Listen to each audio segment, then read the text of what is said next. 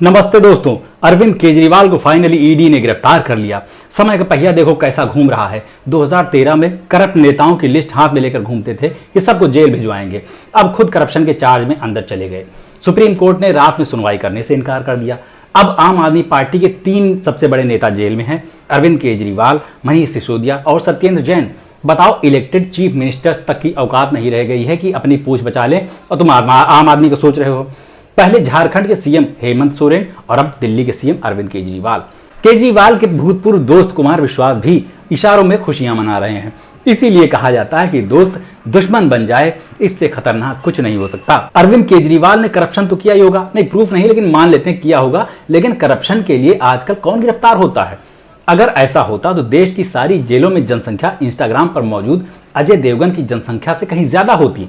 Twitter पर चल रहा है कि अरविंद केजरीवाल को लपेटने वाला सबसे बड़ा करप्ट शरद चंद्र रेड्डी कैसे बच गया। अरबिंदो फार्मा के डायरेक्टर शरद चंद्र ने गिरफ्तार होते ही दिमाग से काम लिया, झट से भाजपा को 34 करोड़ का चंदा दिया और सरकारी गवाह बन गया। अरबिंदो फार्मा वाले ने अरविंद को फंसा दिया। एक नाम वाले एक दूसरे को बर्बाद कर रहे हैं। इंसानियत कहां बची है भाई साहब? ऐसे कितने ही नेता हैं, पूरी लिस्ट है। अजीत पवार और हेमंत बिस्वा शर्मा जैसों ने समय पर रहते दिमाग लगाया और भाजपा ज्वाइन कर ली। उनके ऊपर कोई जांच नहीं, कोई गिरफ्तारी नहीं। यूपीएससी सिखाने वाले एक मोटिवेशनल स्पीकर के शब्दों में कहें तो राजा ऐसा होता है। राजा का काम अरेस्ट होना और जेल जाकर बेल के लिए निवेदन करना नहीं है। राजा दिमाग की शक्ति का प्रयोग करके शक्तिशाली पार्टी के साथ मिल जाता है और अपने अंदर शक्ति पैदा कर लेता है। ये जितना टाइम पास चल रहा है, ये हम लोगों को देखना नहीं पड़ता। हम लोग आराम से मोबाइल पर राजा के वेडिंग ब्लॉग्स देख रहे होते अगर केजरीवाल अपनी जिद पर अड़े न रहते। उन्हें बस मुंडी हिलानी थी। ऐसे उनके सामने खड़ा अधिकारी पूछता कि भाजपा ज्वाइन कर रहे हो, वो कह देते कि हाँ, काम खत्म, पैसा हजम। उनसे कोई साफ आदमी होता ही नहीं दुनिया में। सोशल मीडिया पर आईटी सेल उन्हें संत घोषित कर देता। फलाने बता देते कि इनसे तो मेरा पुराना नाता है, पिछले जन्म में हम दोनों साढ़ू भाई हुआ करते थे। लेकिन नहीं, पता नहीं इन लोगों को क्या मजा आ रहा है कि चुनाव लड़ना चाहते हैं, वो भी फेयर इलेक्शन। अगला देशभक्त है, वो सारी कोशिशें कर रहा है कि ये लोग शांति से बैठ जाएं। विपक्षियों को जेल भेज दिया, विपक्षी पार्टी के खाते सीज कर दिए, मीडिया और सोशल मीडिया इन्फ्लुएंसर्स तक को खरीद लिया। लेकिन ये लोग मान ही रहे हैं और पकड़ के जेल में डाल देते हैं तो कहते हैं कि लोकतंत्र खतरे में है, डिक्टेटरशिप हो गई है।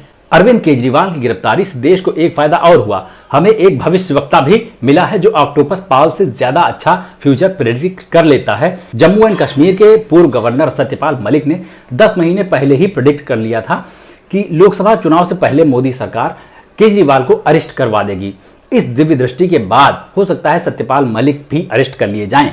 इतना सब कुछ होने के बाद भी कुछ लोग हद पॉजिटिविटी से भरे हुए हैं। वो पोस्ट कर रहे हैं कि ये चुनाव लोकतंत्र को बचाने का आखिरी मौका है, सुधर जाओ। कुछ लोग लिख रहे हैं कि केजरीवाल की गिरफ्तारी के बाद मोदी सरकार की उल्टी गिनती शुरू हो गई है। मुझे तो ऐसा लगता है कि इन्होंने देश की जनता से कुछ ज्यादा ही उम्मीदें पाल ली हैं। इस मौजू पर तुलसीदास का एक सोरठा छंद याद आता है कि फूलहि फलहि न बेत, जदपि सुधा बरसहि जलद, और मूर्ख हृदय न चेत, जो गुरु मिले विरंच सम। अर्थात बेत में फूल और फल नहीं आते हैं, भले अमृत की वर्षा हो जाए बादलों से, और मूर्ख को अकल नहीं आती है, चाहे उसको ब्रह्मा जी के जैसा गुरु मिल जाए ज्ञान देने के लिए। और महाकवि दिनकर की भी एक पंक्ति याद आती है कि जब नाश मनुज पर छाता है, पहले विवेक मर जाता है। याद करो, 90 साल पहले हिटलर जी जब देशभक्त हुआ करते थे तो क्या उनके देश की जनता मान गई थी?